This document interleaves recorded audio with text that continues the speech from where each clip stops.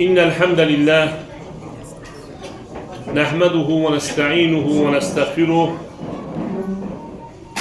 ونعوذ بالله من شرور أنفسنا ومن سيئات أعمالنا من يهده الله فلا مضل له ومن يضلل فلا هادي له وأشهد أن لا إله إلا الله وحده لا شريك له وأشهد أن محمدا عبده ورسوله.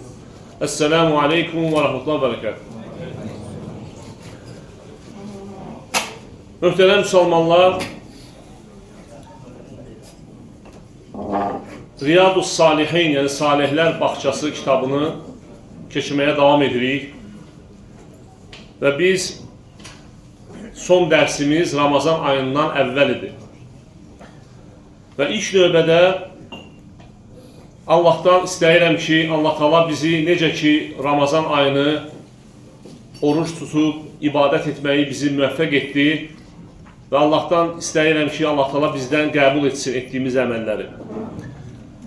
Və qısa olaraq Ramazandan sonra bir xatırlama kimi qeyd etmək istəyirəm ki, unutmaq lazım deyil ki, insanın bu dünyada yaşamasının, həyatının əsas məqsədi Allaha ibadətdir. Yəni bunu gərək heç vaxt unutmayaq. Necə ki Allah Teala Quran-ı Kərimdə buyurur: "Və-zəkkir fə-innə-zikra tənfə'ul mu'minin."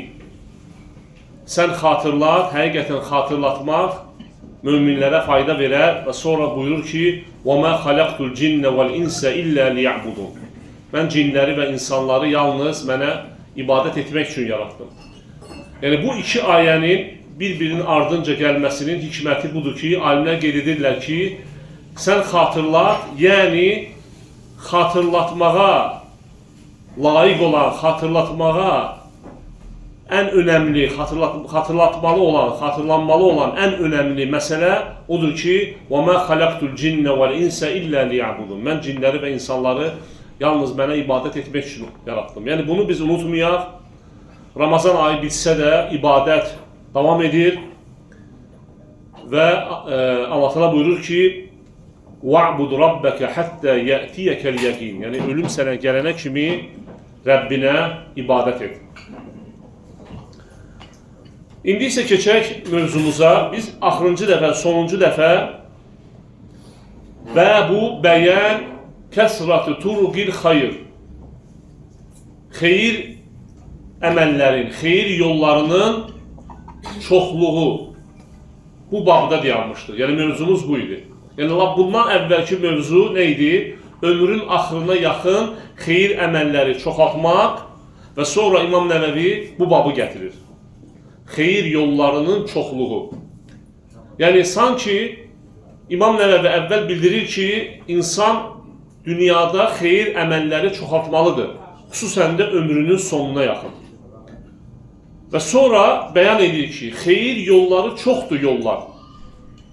Və indi isə bu həmin bizim hal-hazırda söhbət etdiyimiz, yəni barəsində danışdığımız babda isə həmin bu yollara aid bir çox hədislər, ayələr və hədislər gətirir. Keçən dərsimiz bir neçə hədisi götürdük və bugün davam edəcəyik. Birinci hədisimiz Əbu Zər radiyallahu anhudan rəvayət olunur. Əbu Zər deyir ki, Qalən Nəbiyyü sallallahu aleyhi və səlləm, Peyğəmbərimiz sallallahu aleyhi və səlləm dedi: "Uridət aleyyə ə'məlu ümməti, həsənuhə və seyyi'uhə." Mənim ümmətimin əməlləri mənə ərz olundu, mənə göstərildi. Yaxşı əməlləri və pis əməlləri, yəni ümmətimin həm yaxşı əməlləri, həm də pis əməlləri mənə göstərildi. فَوَجَدْتُ فِي مَحَاسِنِ أَعْمَالِهَا الْأَذَى يُمَاطُ عَنِ الطَّرِيقِ. İnsanlara əziyyət verən bir şeyi yoldan kənarlaşdırmağı onların gözəl əməlləri arasında gördüm. Yəni Peyğəmbərimiz sallallahu əleyhi və səlləmə Allah Taala ümmətinin yaxşı və pis əməllərini göstərir və göstərir ki, ümmətinin etdiyi yaxşı əməllərin içərisində yoldan hansısa bir maniyəni, əziyyəti uzaqlaşdırmaqdır. Və sonra Peyğəmbərimiz sallallahu əleyhi və səlləm buyurur ki, məscidə düşmüş və yerə bastırılmamış tüpürcəyi isə onların pis əməlləri arasında gördüm. Yəni, pis əməllərin içində də nəyi görür? Məscidə düşmüş bir tüpürcək və o bastırılmayıb. İndi inşallah izahı gələcək. Deməli, birinci bunu qeyd edim ki, qardaşlar, bu hədis bizə göstərir ki, bildirir ki, istənilən bir yaxşı əməli fərq etməz, kiçik olsun, böyük olsun, bunu kiçik görmək lazım deyil. Yəni, fikir verin. Peyğəmbərimiz sallallahu əleyhi və səlləmə ümmətinin yaxşı əməlləri göstərilib və yaxşı əməllərin içərisində də görün nə var? Yoldan hansısa bir maniyəni uzaqlaşdırmaq. İstər ağac olsun, istər daş olsun. Fikir verin, bu əslində çox kiçik bir əməldir. Düzdürmü? Rahat bir əməldir, özü də ən kiçik əməldir. Lakin, fikir verin, Allah Teala bunu göstərir ki, ümmətin ən yaxşı əməllərin içərisindədir. Həmçinin başqa hədislərdə Peyğəmbərimiz sallallahu əleyhi və səlləm bildirir ki, indi inşallah gələcək qarşıda hədis, yolda olan hansısa bir maniyəni, yolda olan hansısa bir insanlara əziyyət verən bir şeyi qaldırmaq, aradan götürmək sədəqə sayılır. Həmçinin başqa bir hədis var ki, bu əməl cənnətə girməyə səbəbdir. Necə ki, bir hədisdə Peyğəmbərimiz sallallahu əleyhi və səlləm bildirir ki, bir kişi, Allah Teala bir kişini yolda olan hansısa bir maniyəni Allah üçün, yəni müsəlman qardaşlarına, müsəlmanlara əziyyət verməsin deyə yoldan götürən kişini Allah Teala cənnətə daxil edir. Bu əməlinə görə. Ona görə də qardaşlar, bu hədis bizə nəyi göstərir? İnsan deməməlidir ki, bu əməl kiçikdir, bu əməl balacadır. Yəni, sən bilmirsən, hansı əməl sənə cənnətə salacaq, sən onu deyə bilmərsən. Hansı əməlin sayəsində Allah səni bağışlayacaq, hansı əməlin sayəsində günahların bağışlanıb cənnətə gəlsən, biz onu deyə bilmərik.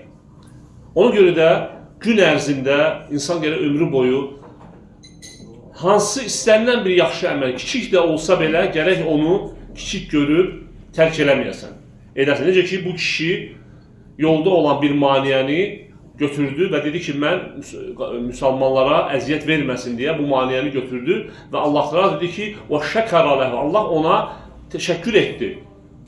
Onun əməlini dəyərləndirdi və onu deyib buna görə cənnətə saldı. Və həmçinin pis əməllərin içərisində də nədir? Hədisdə gəlir ki, məscidə düşmüş və yerə bastırılmamış tüpürcək. Bu nə deməkdir? Bildiyimiz kimi Peyğəmbərimiz sallallahu aleyhi və səlləmin dövründə məscidlər indiki kimi xalça deyildi. Torpaq idi. Torpaq idi. Və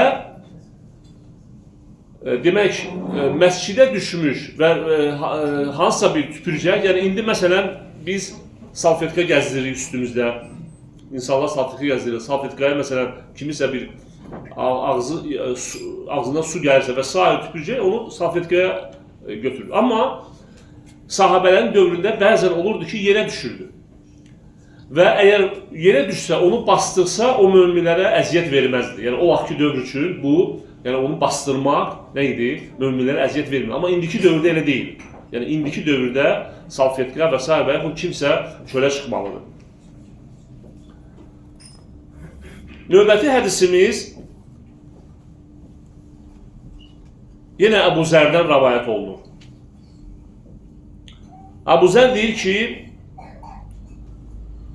Ənə nəsən qalu, Ya Rasulallah, zəhəbə əhlüd dusuri bil-ucur, yusalluna kəmə nusalli və yasumuna kəmə nasumu və yətəsaddaquna bifuduli əmvali. Peyğəmbərimiz sallallahu aleyhi ve səlləmin dövründə sahabələrdən bir dəstə, yəni kasıblar dedilər. Peyğəmbərimiz sallallahu aleyhi ve səlləmin yanına gəlib dedilər, ey Allahın elçisi, var dövlət sahibləri bizdən çox savab qazanırlar. Yəni bütün savabı apardılar. Onlar bizim kimi namaz qılır, bizim kimi oruç tutur, üstəlik mallarından artıq qalanı da Allah yolunda sədəqə verirlər. Yəni biz isə bunu edə bilmirik. Əslində buna qibtə deyirlər. Onlar qibtə edirdilər. Yəni həmin sahabələrə, yəni bu həsəd deyil, bu qibtə deyirlər buna. Qibtə də nədir? Yəni həsədlə qibtənin fərqi nədir? Həsəd odur ki, sən hansısa bir müsəlmanda olan neməti yox olmasını istəyirsən, ondan getməsini istəyirsən. Amma qibtə isə sadəcə sən həmin onda olan o nemətdən səndə də olmasını istəyirsən. İstəyirsən səndə də olsun. Yəni bu problem deyil. Belə bir arzu etmək, belə bir istək. Lakin əgər sən qarşı tərəfdə olan nemətin yox olmasını, getməsini istəyirsənsə bu həsəddir. Və bu da qadağandır, haramdır. Və Peyğəmbərimiz sallallahu əleyhi və səlləm bir hədisdə deyir ki, qibtə olunası əməl varsa, insan varsa, o da iki qism insandır. Yəni iki qism insana qibtə etmək olar və yaxud daha layiqdirlər, onlar qibtə edilməyə. Bunlar da kimdir? Birincisi, Allah Taala'nın var dövlət verdiyi və o da bu var dövləti gecə-gündüz Allah yolunda xərcləyən kişi, yəni buna qibtə eləmək olar, buna layiqdir qibtə olunmağa və həmçində Allahın Quran öyrətdiyi bir insan və o da o Quranı gecə-gündüz neyinir? Oxuyur. Namaz qılır, oxuyur, gözəl səsi var. Yəni bu hədisin başqa bir rəvayətində, yəni bir kişi eşidir ki, qonşusu Quran oxuyur, gecə-gündüz gözəl səsi var və o da qibtə edir ki, kaş ki, mənə də belə bir səs verilərdi, mənə də belə bir Quran demək öyrədilərdi. Və bu iki insana qibtə eləmək olar. Və onlar da, sahabələr də qibtə edirdilər ki, imkanlı insanlar bizim kimi namaz qılır, oruç tutur və həmçinin mallarının artığını Allah yolunda verirlər. Və Peyğəmbərimiz sallallahu əleyhi və səlləmdən soruşurlar ki, yəni biz onların savabına necə nail ola bilərik? Yəni burada fikir verin. Sahabələr nəyi başa düşməmişdilər düz? Onlar elə bilirdilər ki, sədəqə yalnız mallandır. Yəni bunu belə bilirdilər onlar. Ona görə bu sualı verdilər Peyğəmbərimiz sallallahu əleyhi və səlləmə. Lakin Peyğəmbərimiz sallallahu əleyhi və səlləm onlara izah edir ki, sədəqə yalnız malla deyil. Və nə deyir Peyğəmbərimiz sallallahu əleyhi və səlləm? Deyir ki, "Əvəleysə qad cəalallahu ləkum mə təsaddəqunə bihi." Deyir, məgər Allah sizin üçün sədəqə verəcəyiniz şeylər etməyibmi, hazırlamayıbmı? Sonra Peyğəmbərimiz sallallahu əleyhi və səlləm açıqlayır. Deyir ki, "İnnə bi kulli təsbihətin sadaqa." Yəni dediyiniz hər bir təsbih, yəni Subhanallah sözü sədəqədir. Və kulli təkbiratin sadaqatın. Hər bir təkbir, yəni Allahu Əkbər sözü sədəqədir. Və kulli təhmidətin sadaqatun. Dediyiniz hər bir elhamdülillah sözü sədəqədir. Və kulli təhlilətin sadaqatın. Və hər bir la ilahe illallah sözü nədir? Sədəqədir. Yəni bu dörd kəlmə Subhanallah və elhamdülillah və la ilahe illallah və Allahu Əkbər. Bunlar təsbihət-ül ərba, bunlar savabı böyük olan əməllərdir. Və sonra nə deyir Peyğəmbərimiz sallallahu əleyhi və səlləm? Və əmrun bil ma'rufi sadaqatun. Yaxşılığa əmr etmək sədəqədir. Və nəhyun anil munkari sadaqatun. Pis işlərdən, günahlardan çəkindirmək sədəqədir. Və fi bud'i əhədikum sadaqatun. Yəni sizlərdən biri öz həyat yoldaşı ilə yaxınlıq etməsi də sədəqədir. Və sahabələr təəccüblənirlər bundan. Yəni bundan əvvəlkiləri bildilər, lakin burada təəccüblənirlər və dedilər ki, "Ya Rasulullah, əyəti əhəduna şəhvətəhu və yəkunu ləhu fiyhə əcrun?" Deyir, ey Allahın elçisi, yəni birimiz öz yoldaşı ilə şəhvətini ödəyir, yəni yaxınlıq edir, buna görə savab qazanır. Və Peyğəmbərimiz sallallahu əleyhi və səlləm nə deyir ona?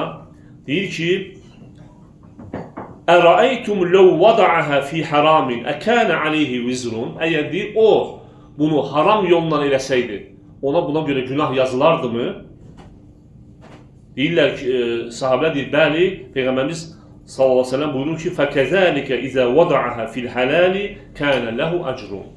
Eləcə də əgər onu halal yolla edərsə, buna görə ona əcr qazanır. Lakin burada niyyət olmalıdır nə? Tək bu yox, ümumiyyətlə bütün əməllərdə niyyət Allah üçün olduğu kimi burada da insan əgər demək yoldaşı ilə yaxınlıq edərkən niyyəti olarsa ki, özünü haramdan qorusun və ya əməl salih övlad dünyaya gətirsin və s.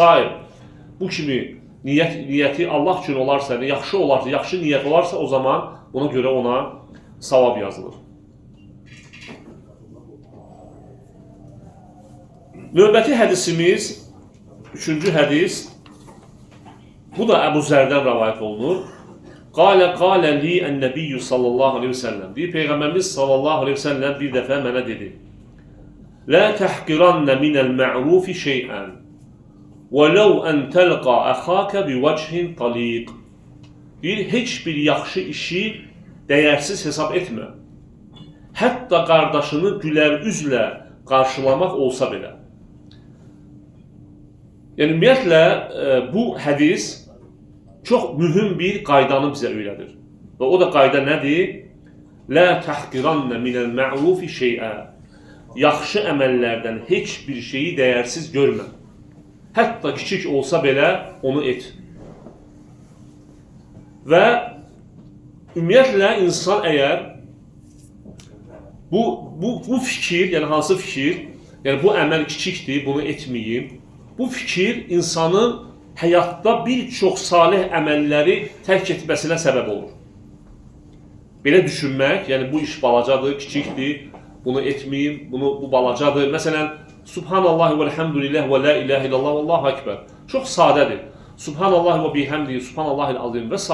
Və yaxud yoldan bir maniyəni götürmək, və yaxud qardaşın gəlib üzünə gülmək.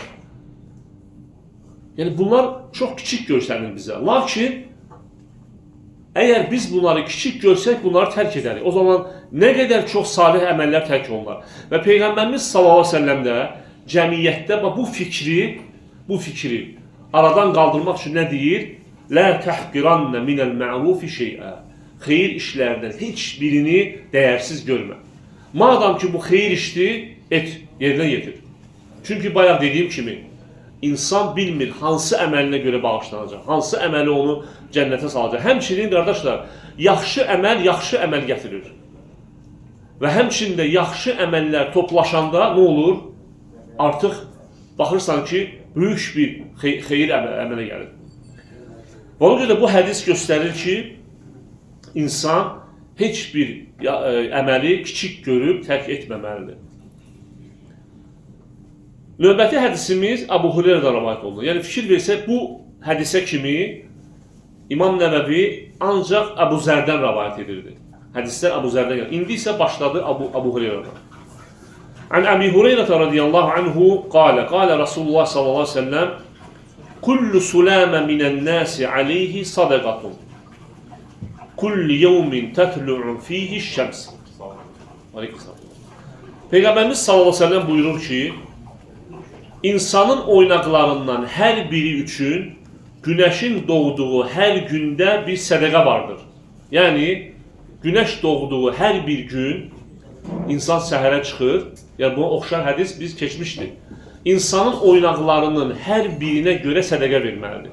Yəni, bildiyimiz kimi, qardaşlar, insanın sümükləri bir-birinə oynaq vasitəsilə birləşir. Yəni, bu oynaqlar həqiqətən də nədir? Allahın verdiyi bizə nemətdir. Böyük bir nemətdir. Və insan səfili bu oynaqlar vasitəsilə hərəkət edir. İstədiyi hərəkət edir, yönəlir. Və ona görə də bu nemətə görə şükür etmək nədir? Bunların hər birinə görə sədəqə vermək vacibdir. Lakin sədəqəni necə verək? Sonra Peyğəmbərimiz sallallahu aleyhi ve sellem açıqlayır. Deyir ki, tə'dilu beynəsleyni sadaqatun. İki nəfər arasında islah edirsən, iki nəfəri barışdırırsan və ya iki nəfər arasında ədalətlə hökm edirsən, bu sədəqədir. وَتُعِينُ الرَّجُلَ فِي دَابَّتِهِ فَتَحْمِلُهُ عَلَيْهَا أَوْ تَرْفَعُ لَهُ عَلَيْهَا مَتَاعَهُ صَدَقَةٌ. Bir insana kömək edirsən öz miniyinə minməyə, istər maşın olsun, indi hal-hazırda maşına minməyə, görürsən ki, bir yaşlı kişidir, yaşlı insandır, minmək istəyir miniyinə, bacarmır, kömək edirsən. Bu sədəqədir. Və ya yükünü onun üçün qaldırıb qoyursan maşına, bu da sədəqədir. Və yaxud miniyə. Əv tərfə'u ləhu aleyhə mətəb sədəqədir. Vəl-kəlimətu tayyibətu sədəqətun. Gözəl söz sədəqədir. Gözəl söz nədən başlayır? Salamdan. Demək ki, salam özü də sədəqədir. Çünki gözəl söz salamdan başlayır. Deməli, bir qardaşına və yaxud bir insana salam verməyi bu özü sədəqədir. Və bi kulli xutvatin təmşihə iləs-salati sadaqatun. Namaza gedərkən atdığın hər addım sədəqədir. Və tumitul əzə anit-tariqi sadaqatun. Yolda olan hansısa bir maniyəni uzaqlaşdırmağın da sədəqədir. Bu hədisin başqa bir rəvayəti Müslimdə gəlir. Peyğəmbərimiz sallallahu əleyhi və səlləm buyurur ki, Ayşədən rəvayət olunur. Bu rəvayət belədir. Adəm övladlarından hər bir insan 360 oynaq üzərində yaradılmışdır. Yəni bu hədisdə artıq bu oynaqların sayı bizə bildirilir. 360. Hər kim təkbir, yəni Allah Ekber, təhmid, əlhəmdülillah, təhlil, la ilahe illallah və təsbih, subhanallah gətirərsə, Allahdan bağışlanma diləyərsə, daş, tikan və sümük kimi insanlara əziyyət verən şeyləri insanların yollarından kənarlaşdırarsa və ya yaxşı işləri əmr edib, pis işlərdən çəkindirərsə və bunların hamısının sayı 360-a çatarsa, o gün özünü cəhənnəm odundan uzaqlaşdırmış halda axşama çıxar. Yəni, burada əsas məqsəd say deyil. Yəni, o deməkdir ki, 360-a çatdın, dayan. Sadəcə insan bacardıqca salih əməlləri çoxaltmalıdır. Lap 360-ı keçsə belə. Və həmçinin bu hədis nədir? Göstərir bizə namaza getməyin fəziləti. Növbəti hədisimiz yenə də Əbu Hüreyrədən rəvayət olunur. Peyğəmbərimiz sallallahu aleyhi və səlləm deyir: Mən qadə iləl məscidi o rahə əəddəllahu ləhu fil cənnəti nuzulən kulləmə qadə o rahə. Kim səhər və ya axşamüstü məscidə gedərsə, yəni fərq eləmir, namaz üçün, dərs üçün, məscidə gedərsə, hər gedişində Allah onun üçün cənnətdə bir ziyafət hazırlayar. Yəni ziyafət, yəni onu qonaq etmək üçün ziyafət, yemək, içmək, nemət. Və bu hədis nəyə göstərir? Məscidə getməyin fəziləti. Sonuncu hədisimiz, qardaşlar, yenə Əbu Hüreyrədən rəvayət olunur. Qalə Rasulullah sallallahu aleyhi ve sellem Ya nisə'əl muslimə. Yəni bu hədisdə Peyğəmbərimiz sallallahu aleyhi ve sellem qadınlara xitab edir. Deyir, ey müsəlman qadınlar, Lə təhqirannə cəratun li cəratihə vələv firsinə şətin. Ey müsəlman qadınlar, heç bir qadın öz qonşusuna qoç dırnağını belə hədiyyə verməyi ayıb hesab etməsin. Yəni, kiçik görməsin. Ümumiyyətlə, qardaşlar, bizim bu dövrün bir çox insanlarında olan problemlərdən biri budur ki, bir çox xeyirləri kiçikdir deyə tərk edirlər. Yəni, məsələn, tutaq ki, evində sadə bir şey bişirib. Məsələn, sadə bir yemək bişirib. Halbuki onu verə bilər qonşusuna, savab qazana bilər. Lakin nə deyir? Deyir ki, yox, ayıbdır, bu nədir? Bu nə yeməkdir, mən bunu göndərim qonşuya. Yəni, fikir versin, belə şeylər insanların bir çoxunu xeyir əməllərdən saxlayır. Və Peyğəmbərimiz sallallahu aleyhi ve sellem bu hədislə bu problemi aradan qaldırır. Və deyir ki, ey müsəlman qadınlar, heç biriniz, heç bir qadın öz qonşusuna qoçun dırnağını belə hədiyyə etməyi ayıb hesab etməsin. Yəni versin, problem deyil. Və çox vaxt, bax bu fikir, bayağı qeyd elədiyim fikir, yəni azdır, ayıbdır, bu nədir? Hətta baxırsan, evə qonaq gəlib, qonağın qabağına evdə pişirən yeməyi qoymur. Yəni qonaq ac çıxır, gedir. Deyir, yox, ayıbdır, mən o supu nətər gətirim, qoyum qonağın qabağına. Bu əməl onu neyinləyir? yaxşı, deməli, bu fikir onu yaxşı əməldən saxlayır. Və ona görə də bu, belə düşünmək düzgün deyil. Belə düşünmək düzgün deyil. Həmçinin qonaq da və yaxud qonşu da ona gələn az bir şeyi kiçik görməməlidir. Bu da ayıb sayılır. Əgər qonşu sənə, məsələn, çox sadə bir şey göndəribsə, sən ona demək ki, bunun mənə göndərdiyinə bax. Aydındır qardaşlar, yəni bu da olmaz. Necə ki, Cabir radiyallahu anhudan bir rəvayət var, onun öz sözüdür. Deyir ki, hələkun bir raculi yədxulu aleyhi racul min ixvanihi fəyəhtəgiru mə fi beytihi ən yuqaddiməhu. Deyir, bir kişi üçün həlakdır, əgər onun qardaşı, müsəlman qardaşı onun evinə gələrsə və nəyisə ona verməyi ayıb hesab etməsi. Yəni, ayıb hesab etməsi həmin kişi üçün həlakdır.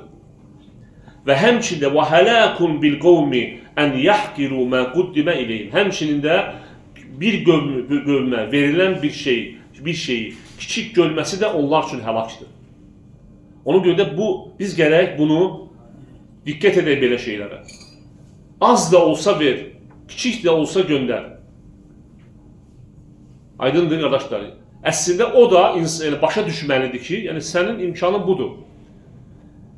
Hətta belə bir söz var, deyirlər, İnnəmə təqatə'ən nəsu bittəkəllüf. İnnəmə təqatə'ən nəsu bittəkəllüf. Bu söz deyilir insanlar arasında. Yəni, mənası budur ki, insanların bir-birlərindən ayrılmasının, bir-birlərindən əlaqələrinin kəsilməsinin səbəb nədir? Təkəllüf nədir? Özlərini yükləmələridir. Özlərini yükləyir. Yəni, fikirləşir ki, mən, məsələn, qonaq çağırıramsa, mənim süfrəmdə bu şeylər olmalıdır. Əgər bu şeylər yoxdursa, mən qonaq çağırmıram.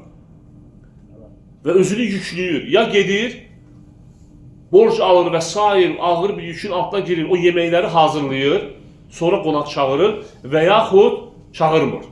Və bu da çağırmamaq da nədir? Əlaqələrin kəsilməsi. Ona görə insan gərək evində nə varsa, onunla kifayətlənməlidir.